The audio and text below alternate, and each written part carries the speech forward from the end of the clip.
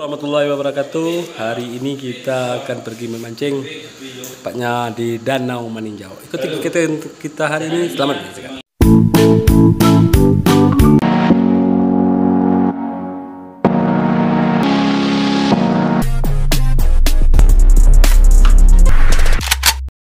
Hari ini kita akan pergi memancing, yaitu pada malam hari. Kita mancing di tepi Danau Maninjau.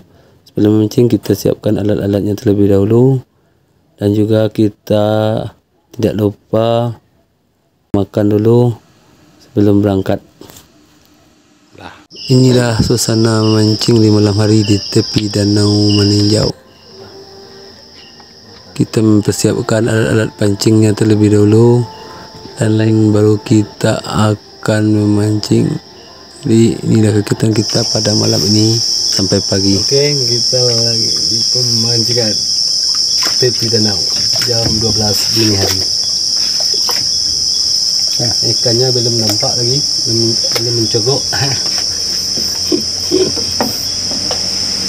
Ada masalah urang.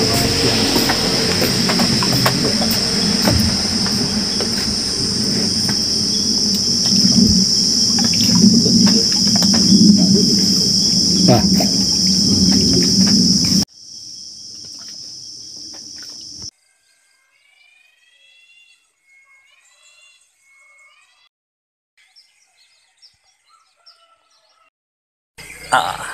seru. Ada dapat ikan. Dapat lelahnya saja.